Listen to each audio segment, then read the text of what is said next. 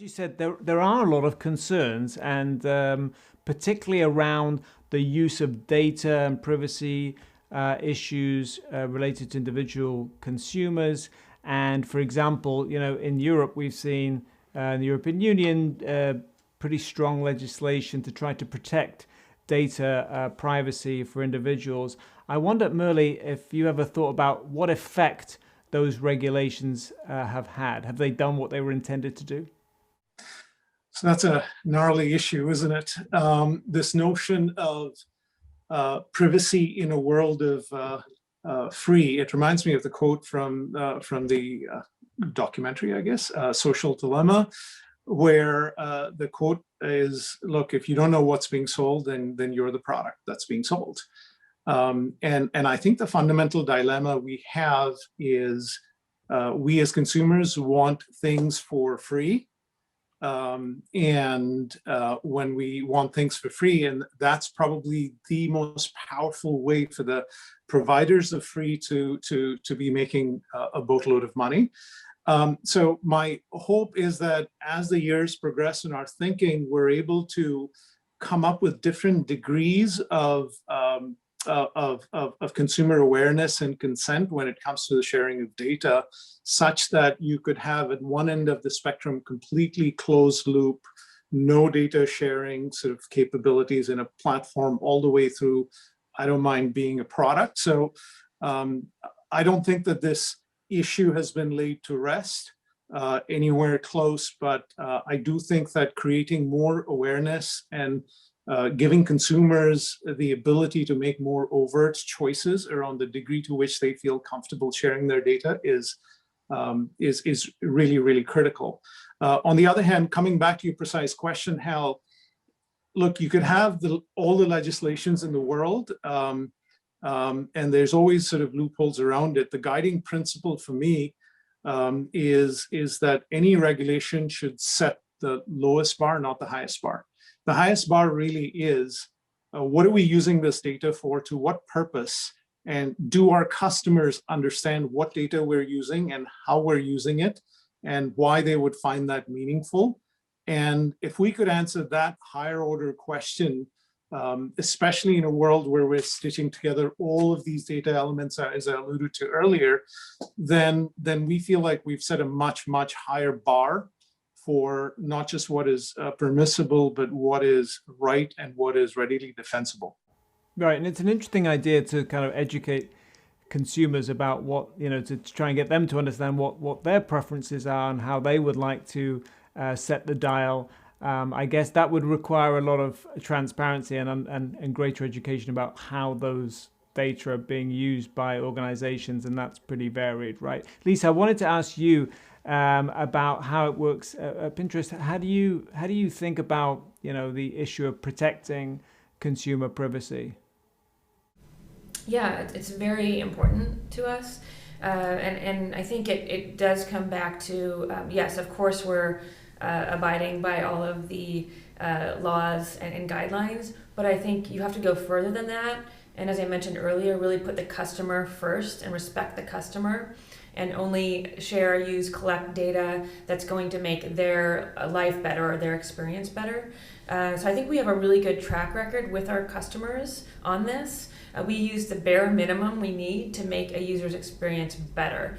One example is we're one of the very few apps that we don't collect geolocation in the app, and we do not ask for zip code when somebody signs up.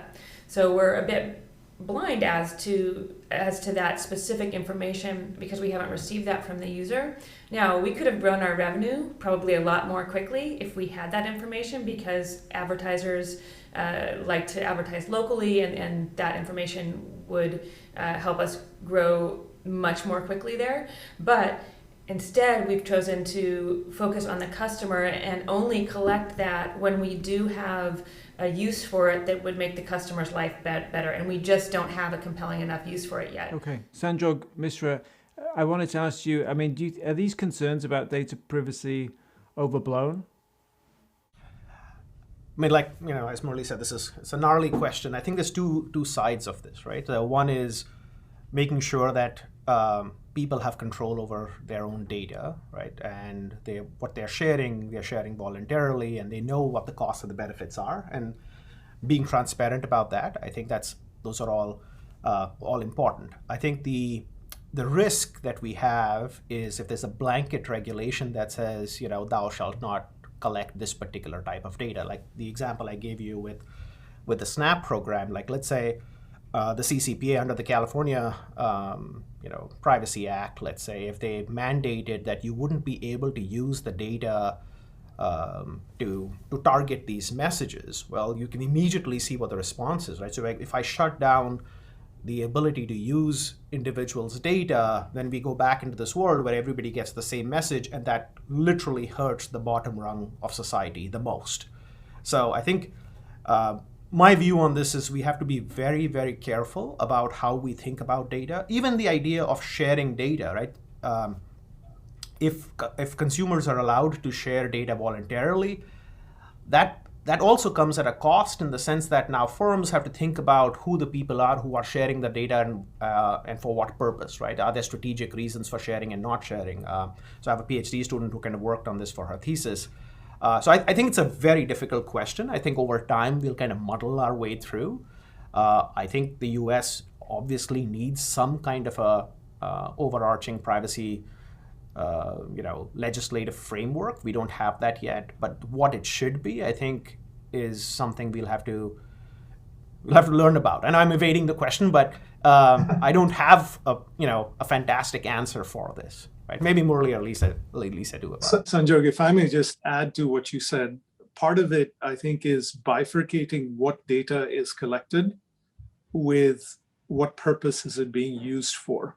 Right. So it feels like to me those two questions go hand in hand, and regulations are a bit too focused on what data is collected, but really the problem that they're solving for is it being used for justifiable moral purposes? And it feels like to me that's the direction in which the dialogue needs to shift across sectors. I agree.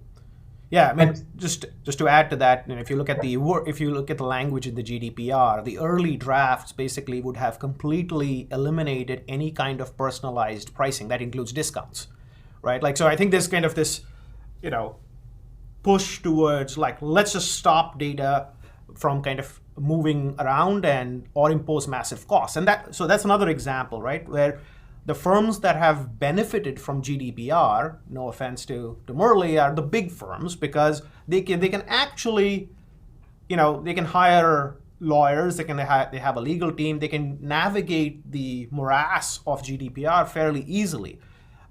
There's an impact on the smaller firm that doesn't have those resources, and the costs that are imposed by legislation such as the GDPR. Again, I'm not saying that privacy is a bad thing, but the way it's done, I think, may impose costs on society that we did not see coming.